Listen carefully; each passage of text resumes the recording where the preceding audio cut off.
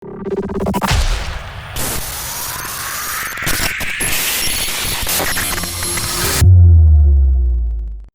menjadikan buruh sebagai satu komoditi dan bahan mentah alternatif yang boleh membangkitkan ekonomi negara. Semoga melalui program bersama ini, insentif untuk menggalakkan padangan buruh sebagai satu industri baharu dapat ditingkatkan sekaligus memastikan pembaruan dalam rantaian pengeluaran daripada industri buruhan hinggalah kehadiran. Ya, saya amat berharap memang industri buluh ni kita belum lagi, kita import lagi buluh kan, dalam negara kita import lagi ni untuk buat barang. Jadi we should be able to produce more of this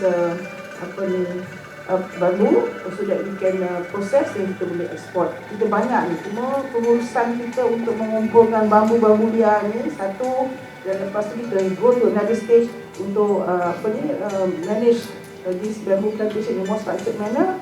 Dan lepas tu systematic kan dia, dan dengan machinery dan sebagainya, insyaAllah we will move on to be one of the, I don't know whether which country has the world most bamboo. China, second India. So those are the countries. Tapi of course Malaysia is always good at our technology. We are very advanced in our technology, in our research, in our quality control, in our sustainable program. This is the advantage for Malaysia.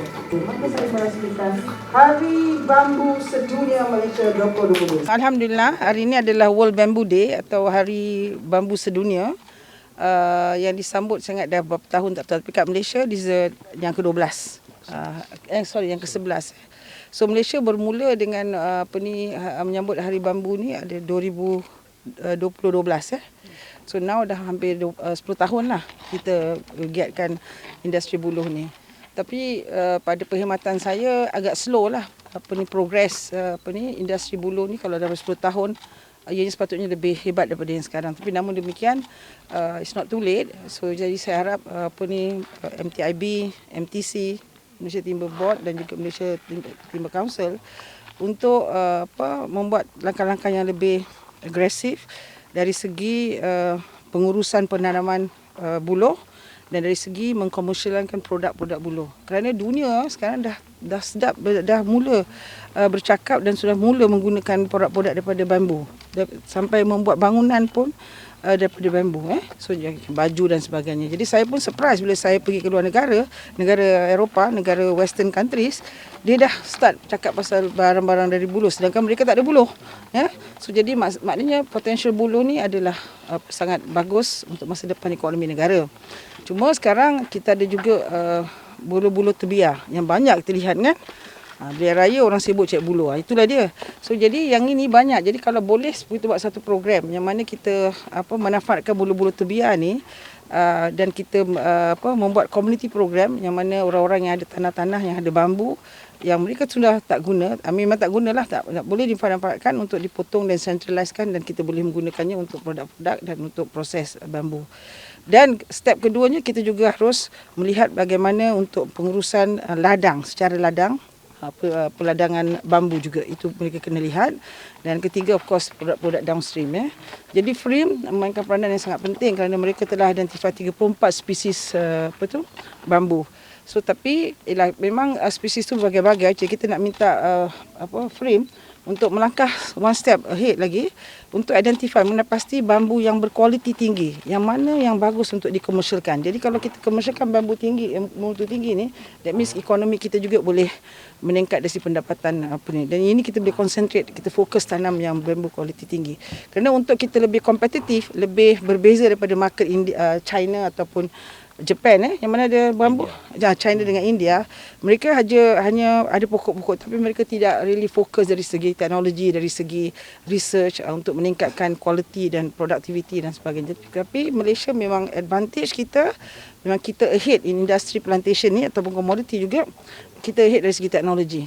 Jadi kalau kita boleh mampu menjalankan kajian dan membuat teknologi baru dan finding-finding yang baru, maka kita akan pilih spesies yang bagus, yang itu kita fokus. Jadi kita boleh dapat menghasilkan pendapatan pada negara.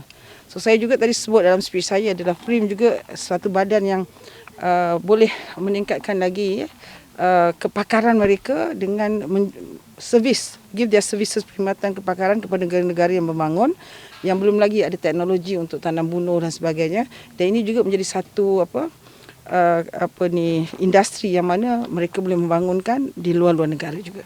Kita ekspor 8 million tapi kita import 89 million. That means kita perlukan lagi bahan-bahan bambu ni untuk kita proses produk dan sebagainya. Sudah tentulah sebab tu kita suruh giatkan lagi untuk menanam industri buluh ni harus dibuat dengan lebih structured lah.